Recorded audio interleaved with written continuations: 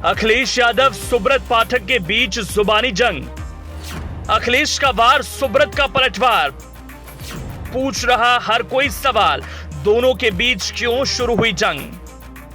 2024 की लड़ाई में सपा अध्यक्ष अखिलेश यादव की सीट से ताल ठोकेंगे, यह अब उनके संकेतों से तय होने लगा है। कन्नौज से बीजेपी सांसद सुब्रत पाठक ने जिस अंदाज में अखिलेश को घेरा, उससे भी लगने लगा कि अखिलेश की राजनीति किस तरफ अब रुख करने वाली है, वो भी जाहिर हो गया है। अखिलेश का अगला कदम फिर से किस तरफ जाने वाला है।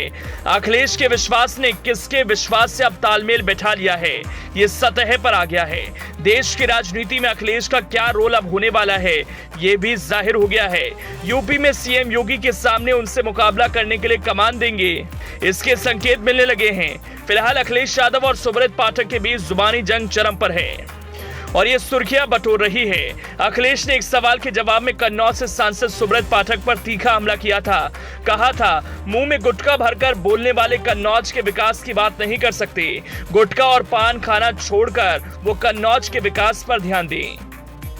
सुब्रत पाठक ने कहा है कि समाजवादी पार्टी ने शिवपाल सिंह को इसलिए अलग किया था क्योंकि गुंडई थी उनके पास, और यहाँ तक कि उन्होंने मुख्तार अंसारी को भी पार्टी में शामिल कराया था। मैं आपको बता दूं, एक मुंह में भरा हुआ खैनी खाने वाला कम से कम उसे खैनी छोड़ देनी चाहिए। जो पान भर करके लोकसभा में कन्नौज और आसपास के विकास के लिए एक बात नहीं कर सकते। कन्नौज में एक्सप्रेस वे किसने बनाया या वहाँ आसपास क्यों नहीं? अब जब वो मुंह में इतना मसाला भर लेंगे तो वो कन्नौज के लिए विकास क्या मांगेंगे।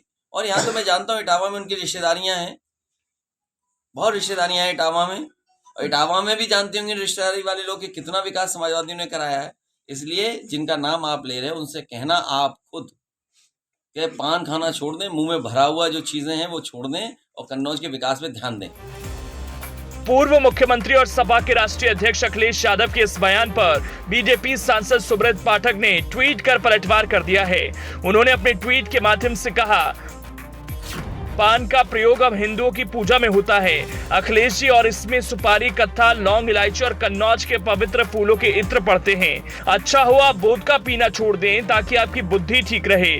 निजी जीवन के आपके बहुत से किस्से कन्नौज में आज भी हैं। हेलो कानपुर अखबार भूल गए।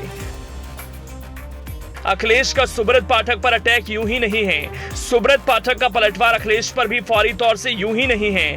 हालांकि इसकी शुरुआत अखिलेश ने ही की थी जब उन्होंने उसी कन्नौज का जिक्र किया जहां से सुब्रत पाठक सांसद हैं। अखिलेश ने 2024 में कन्नौज से लोकसभा चुनाव लड़ने की इच्छा जताई थी, तो उसी समय तय हो गया आने वाले वक्त में अखिलेश सुब्रत पाठक की राजनीति पर वार करेंगे। सुब्रत ने अखिलेश को यह मौका दे दिया जब चाचा भतीजे की तलखी भरे रिश्ते भी खत्म हुए और मैनपुरी लोकसभा उपचुनाव के नतीजे आते ही शिवपाल यादव सपा में शामिल हो गए। प्रसपा का सपा में विलय हो गया और अखिलेश ने खुद सपा का झंडा शिवपाल की गाड़ी पर लगाया। इन सब भरत मिलाप के बीच बीजेपी सांसद सुब्रत पाठक ने शिवपाल को लेकर ऐसा बयान दिया जिससे सियासी गलियारों में फिर खलबली मच गई। सुब्रत पाठक ने तब कहा था कि चुनाव से पहले शिवपाल मैनपुरी में बीजेपी से टिकट चाहते थे, लेकिन पार्टी ने उन्हें टिकट नहीं दिया। कहा जाता है सपा ने शिवपाल सिंह यादव को इसलिए किनारे किया था क्योंकि सपा में गुंडा प्रवृत्ति शिवपाल सिंह यादव के कारण थी। सपा में माफिया भी शिवपाल यादव के कारण थे, इसलिए अखिलेश यादव ने उन्हें अलग कर अपनी छवि ठीक करने का प्रयास किया था। मुख्तार अंसारी को इन्होंने सपा ज्वाइन कराई थी। मैनपुरी में उपचुनाव से पहले की सियासी जद्दोजहद सबको याद है। कैसे अखिलेश यादव ने पिता की विरासत संभालने के लिए डिंपल यादव के नाम का ऐलान किया। तब दबी जुबान से कहा गया कि सपा के खिलाफ मैनपुरी से शिवपाल भी चुनाव सकते थे, लेकिन सपा के डिंपल दांव की वजह से शायद वो खुलकर सपा के खिलाफ सामने नहीं आ पाए। तब लोगों का कहना था कि शिवपाल ने सपा को सीधी चुनौती न देकर बीजेपी के रास्ते अखिलेश के रास्ते में अड़ंगा डाला है।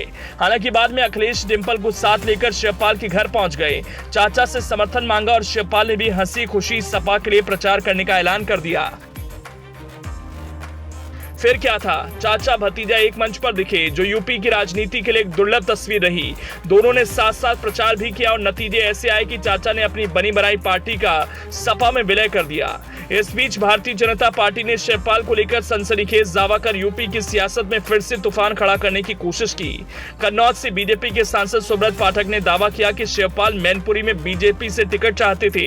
शिवपाल ने बीजेपी में शामिल होने के कितने सारे प्रयास किए, बीजेपी ने ना तो उन्हें पार्टी में शामिल किया और ना ही टिकट दिया। मैनपुरी उपचुनाव के लिए भी शिवपाल टिकट चाहते थे लेकिन उन्हें नहीं दिया गया। इनकार मिला तो शिवपाल ने अखिलेश यादव का हाथ थाम लिया। अब सुब्रत पाठक का यह अटैक शिवपाल यादव पर नहीं था बल्कि सीधे सीधे अखिलेश यादव पर था, क्योंकि उन्हें एहसास है कि आने वाली राजनीतिक लड़ाई में उनका सामना अखिलेश से होने वाला है। अखिलेश को भी मालूम है कि सदन तक पहुंचने के लिए उन्हें सुब्रत से लड़ना होगा, इसलिए शिवपाल पर सुब्रत पाठक के दिए बयान पर उन्होंने उनके खिलाफ हमलावर रुख अपनाया। सुब्रत पाठक पर वार किया तो सुब्रत ने भी अखिलेश यादव पर पलटवार किया। दोनों के बीच जुबानी जंग की शुरुआत हो चुकी है, जो लगता है 2024 तक जारी रहेगी। अब इसमें जीत किसकी होगी, इसके लिए तो 2024 के परिणाम आने का इंतजार करना होगा।